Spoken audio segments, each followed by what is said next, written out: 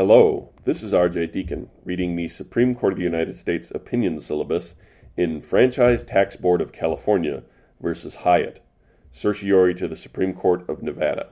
Argued January 9th, 2019. Decided May 13th, 2019. Respondent Hyatt sued petitioner Franchise Tax Board of California, hereafter Board, in Nevada State Court for alleged torts committed during tax audit. The Nevada Supreme Court rejected the board's argument that the full faith and credit clause required Nevada courts to apply California law and immunize the board from liability. The court held instead that general principles of comity entitled the board to only the same immunity that Nevada law afforded Nevada agencies. This court affirmed, holding that the full faith and credit clause did not prohibit Nevada from applying its own immunity law. On remand, the Nevada Supreme Court declined to apply a cap on tort liability applicable to Nevada state agencies. This court reversed, holding that the full faith and credit clause required Nevada courts to grant the board the same immunity that Nevada agencies enjoy. The court was equally divided, however, on whether to overrule Nevada versus Hall, which held that the Constitution does not bar suits brought by an individual against a state in the courts of another state. On remand, the Nevada Supreme Court instructed the trial court to enter damages in accordance with Nevada's statutory cap. The board sought certiorari a third time, raising only the question whether Nevada versus Hall should be overruled. The Supreme Court held, reversed and remanded. Justice Thomas delivered the opinion of the court in which Chief Justice Roberts and Justices Alito, Gorsuch, and Kavanaugh joined. Justice Breyer filed a dissenting opinion in which Justices Ginsburg, Sotomayor, and Kagan joined. Nevada versus Hall is overruled. States retain their sovereign immunity from private suits brought in courts of other states. The Hall majority held that nothing implicit in the Constitution requires states to adhere to the sovereign immunity that prevailed at the time of the founding.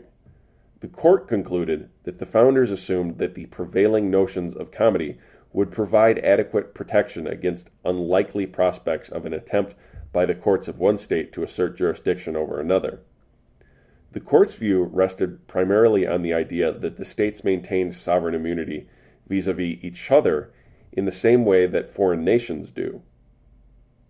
Hall's determination misreads the historical record and misapprehends the constitutional design created by the framers. Although the Constitution assumes that the states retain their sovereign immunity except as otherwise provided, it also fundamentally adjusts the states' relationship with each other and curtails the states' ability as sovereigns to decline to recognize each other's immunity in their own courts. At the time of the founding, it was well settled that states were immune from suit both under the common law and under the law of nations. The states retained these aspects of sovereignty except as altered by the plan of the convention or certain constitutional amendments. That's Alden versus Maine. Article 3 abrogated certain aspects of the state's traditional immunity by providing a neutral federal forum in which the states agreed to be amenable to suits brought by other states. And in ratifying the Constitution, the states similarly surrendered a portion of their immunity by consenting to suits brought against them by the United States in federal courts. When this court held in Chisholm versus Georgia that Article 3 extended the federal judicial power over controversies between a state and citizens of another state, Congress and the states acted swiftly to draft and ratify the 11th Amendment, which confirms that the Constitution was not meant to raise up any suits against the states that were anomalous and unheard of when the Constitution was adopted. It's Hines versus Louisiana. The natural inference from the amendment's speedy adoption is that the Constitution was understood, in light of its history and structure, to preserve the state's traditional immunity from private suits. That's Alden. This view of the state's sovereign immunity accorded with the understanding of the Constitution by its leading advocates, including Hamilton, Madison, and Marshall, when it was ratified. The state sovereign immunity in another state's courts is integral to the structure of the Constitution.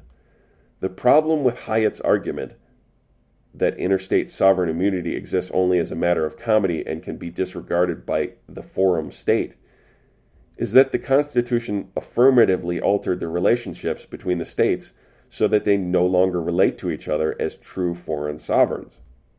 Numerous provisions reflect this reality.